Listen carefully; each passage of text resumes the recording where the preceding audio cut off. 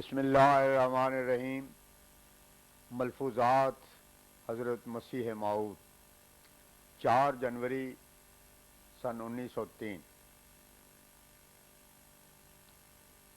حضرت اقدس کی خدمت میں ایک صاحب نے عرض کی، بعض مخالف کہتے ہیں کہ ہم بھی تو اہدنا الصراط المستقیم کہتے ہیں، ہم کو یہودی اور مغضوب کیوں کہا جاتا ہے؟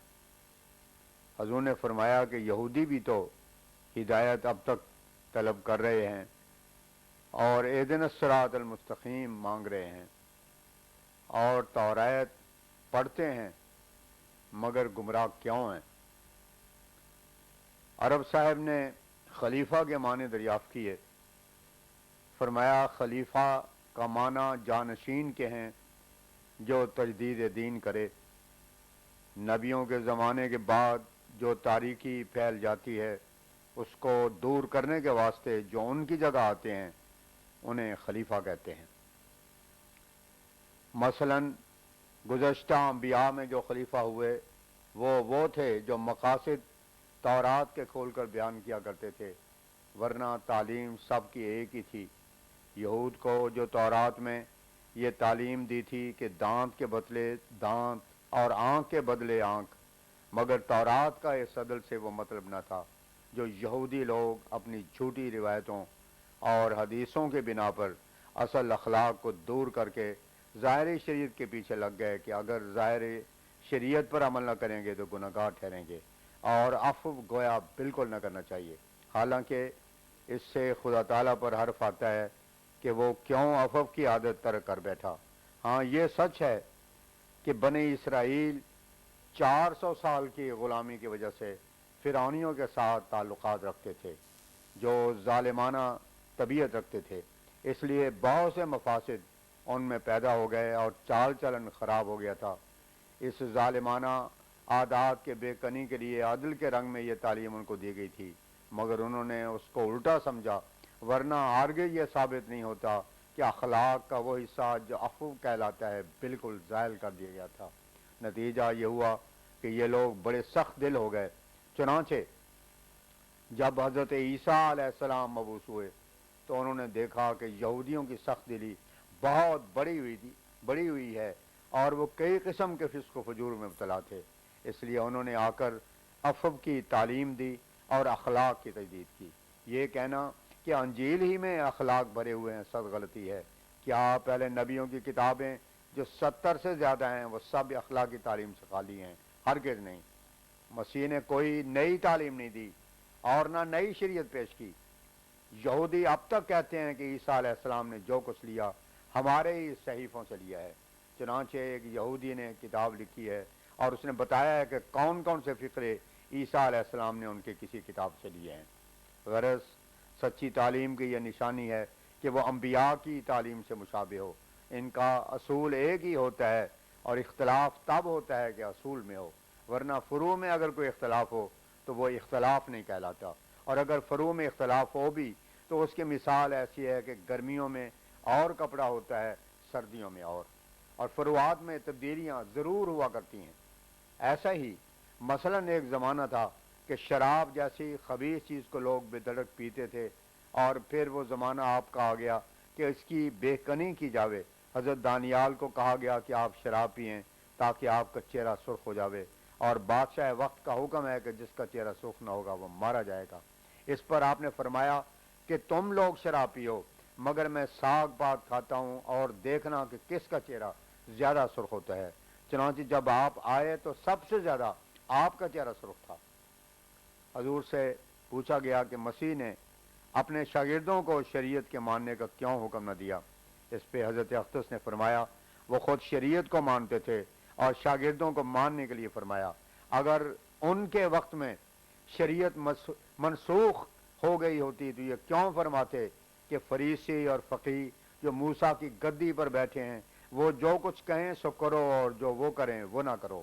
اس سے صاف معلوم ہوا کہ شریعت تورات کی بحال تھی اور انجیل میں بذات خود کوئی شریعت نہیں تھی۔ عرب صاحب نے سوال کیا کہ مسیح موعود کے متعلق قرآن میں کہاں کہاں ذکر ہے؟ فرمایا سورہ فاتحہ، سورہ نور، سورہ تحریم وغیرہ میں۔ سورہ فاتحہ میں تو اہدنا الصراط المستقیم، سورہ نور میں وعد اللہ الذین آمنوا منکم، اور سورہ تحریم میں جہاں مومنوں کی مثالیں بیان کی ہیں ان میں فرمایا وہ مریم بنت عمران التی احسنت فرجہا التحریم، آیت 13۔ فرمایا اللہ تعالیٰ نے مومنوں کو اس میں دو قسم کی عورتوں سے مثال دی ہے، اول فرعون کی بیوی سے اور ایک مریم سے۔ پہلی مثال میں یہ بتایا ہے کہ ایک مومن اس قسم کے ہوتے ہیں جو ابھی اپنے جذبات نفس کے پنجے میں گرفتار ہوتے ہیں، اور ان کی بڑی آرزو اور کوشش یہ ہوتی ہے کہ خدا ان کو اس سے نجات دے۔ یہ مومن فرعون کی بیوی کی طرح ہوتے ہیں کہ وہ بھی فرعون سے نجات چاہتی تھی مگر مجبور تھی۔ لیکن جو مومن اپنے تئیں تقوی اور طہارت کے بڑے درجے تک پہنچاتے ہیں اور احسان فرض کرتے ہیں تو پھر خدا تعالیٰ ان میں عیسیٰ کے روح نفخ کر دیتا ہے۔ نیکی کے یہ دو مرتبے ہیں جو مومن حاصل کر سکتا ہے، مگر دوسرا بہت بڑھ کر ہے کہ اس میں نفخ روح ہو کر وہ عیسیٰ بن جاتا ہے۔ یہ آیت صاف اشارہ کرتی ہے کہ سمت میں کوئی شخص مریم صفت ہوگا کہ اس میں نفخ ہو کر عیسیٰ بنا دیا جائے گا۔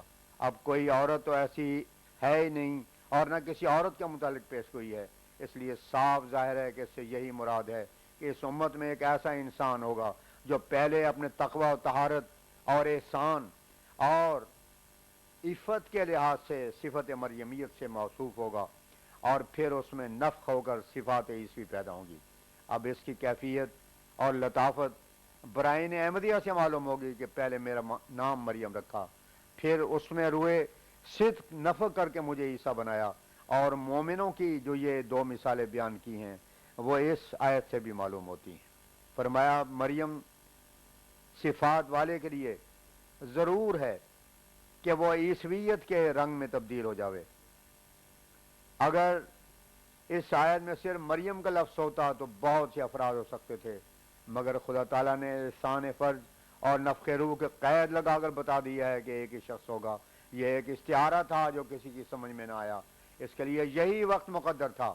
پھر عجیب تر بات یہ ہے کہ مریم، نفخ روح اور میرا نام عیسیٰ رکھنے کے الہاموں میں صرف 9 یا 10 ماہ کا فاصلہ ہے جو کہ مدت حمل ہے۔ ان تمام ترقیات کا سلسلہ خدا کے ہاتھ میں ہے۔ کسی کو کیا خبر ہے کہ کس طرح ایک بیج زمین کے اندر کیا کیا بن کر آخرکار ایک پتا بن جاتا ہے۔ فرمایا امت کی دو ہی قسم ہیں، ایک فرعون کی بیوی اور دوسرے مریم بنت عمران، اور اسی کی طرف اس آیت میں اشارہ ہے فَمِنْهُمْ ظَالِمٌ لِنَفْسِهِ وَمِنْهُمْ مُقْتَصِدٌ وَمِنْهُمْ سَابِقٌ بِالْخَيْرَاتِ، سورہ فاطر آیت 33۔ ظالم سے مراد وہ لوگ ہیں جو کہ نفس امارہ کے تابع ہیں، کہ جس راہ پر نفس نے ڈالا اسی راہ پر چل پڑے، اور وہ سمن بکمن کی طرح ہوتے ہیں، اور ان کی مثال بہائم کی ہے، اسی لیے کسی مد میں نہیں آ سکتے، اور یہ کثرت سے ہوتے ہیں۔ پھر اس کے بعد نفس لوامہ والے جو کہ فرعون کی بیوی کی طرح ہیں، یعنی ان کو نفس ہمیشہ ملامت کرتا رہتا ہے اور وہ چاہتے ہیں کہ امارہ سے ان کو آزادی ملے، یہ کم ہوتے ہیں۔ اور پھر ان میں سے کم نفس مطمئنہ والے، یعنی مریم بنت عمران جس زمانے کا وعدہ خدا نے کیا ہوا تھا، ضرور تھا کہ اس میں ایک نفس مریم کی طرح ہوتا، اور اس زمانے میں خدا نے فی ضمیر مذکر استعمال کی ہے تاکہ اشارہ اس طرف ہو کہ ایک مرد ہوگا جو صفات مریمیت حاصل کر کے عیسیٰ ہوگا۔ 7 جنوری 1903 حضرت اقدس علیہ السلام حسب دستور سیر کے لیے تشریف لائے۔ عرب صاحب نے انگریزی وضع قطع پر کچھ ذکر چھیڑا۔ حضرت اقدس نے فرمایا کہ انسان کو جیسے باطن میں اسلام دکھانا چاہیے ویسے ہی ظاہر میں بھی دکھلانا چاہیے۔ ان لوگوں کی طرح نہ ہونا چاہیے جنہوں نے آج علی گڑھ میں تعلیم پا کر کوٹ پتلون وغیرہ سب کچھ انگریزی لباس اختیار کر لیا ہے، حتیٰ کہ وہ پسند کرتے ہیں کہ ان کی عورتیں بھی انگریزی عورتوں کی طرح ہوں اور ویسے ہی لباس وغیرہ پہنیں۔ جو شخص ایک قوم کے لباس کو پسند کرتا ہے تو پھر وہ آہستہ آہستہ اس قوم کو اور پھر ان کے دوسرے اوضاع و اطوار حتیٰ کہ مذہب کو بھی پسند کرنے لگتا ہے۔ اسلام نے سادگی کو پسند کیا ہے اور تکلفات سے نفرت کی ہے۔ چھری کانٹے سے کھانے پر فرمایا شریعت اسلام نے چھری سے کاٹ کر کھانے سے تو منع نہیں کیا، ہاں تکلف سے ایک بات یا فعل پر زور ڈالنے سے منع کیا ہے، اس خیال سے کہ اس قوم سے مشابہت نہ ہو جاوے، ورنہ یوں تو ثابت ہے کہ حضرت صلی اللہ علیہ وسلم نے چھری سے گوشت کاٹ کر کھایا، اور یہ فعل اس لیے کیا تا امت کی تکلیف نہ ہو۔ جائز ضرورتوں پر اس طرح کھانا جائز ہے، مگر بالکل اس کا پابند ہونا اور تکلف کرنا اور کھانے کے دوسرے طریقے کو حقیر جاننا منع ہے، کیونکہ پھر آہستہ آہستہ انسان کی نوبت تتبع کی یہاں تک پہنچ جاتی ہے کہ وہ ان کی طرح طہارت کرنا بھی چھوڑ دیتا ہے۔ من تشابہ بقوم فہو منہم سے مراد یہی ہے کہ التزاماً ان باتوں کو نہ کرے، ورنہ بعض وقت اس جائز ضرورت کے لحاظ سے کا لینا منع نہیں ہے، جیسے کہ بعض دوا کام کی کثرت ہوتی ہے اور بیٹھے لکھتے ہوتے ہیں تو کہہ دیا کرتے ہیں کہ کھانا میری میز پر لگا دو، اور اس پر کھا لیا کرتے ہیں، اور صف پر بھی کھا لیتے ہیں، چارپائی پر بھی کھا لیتے ہیں۔ تو ایسی باتوں میں صرف گزارے کو مد نظر رکھنا چاہیے۔ تشبہ کے معنی اس حدیث میں یہی ہیں کہ اس لکیر کو لازم پکڑ لینا، ورنہ ہمارے دین کی سادگی تو ایسی شے ہے کہ جس پر دیگر اقوام نے رشک کھایا ہے اور خواہش کی ہے کہ کاش ان کے مذہب میں ہوتی، اور انگریزوں نے اس کی تعریف کی ہے، اور اکثر اصول ان لوگوں نے عرب سے لے کر استعمال کیے ہیں، مگر اب رسم پرستی کی خاطر وہ مجبور ہیں، ترک نہیں کر سکتے۔ پھر عرب صاحب نے داڑھی کی نسبت دریافت کیا۔ حضرت اقدس نے فرمایا کہ یہ انسان کے دل کا خیال ہے، بعض انگریز تو داڑھی اور مونچھ سب کچھ منڈوا دیتے ہیں، وہ اسے خوبصورتی خیال کرتے ہیں، اور ہمیں اس سے ایسی ہی کراہت آتی ہے کہ سامنے ہو تو کھانا کھانے کو جی نہیں چاہتا۔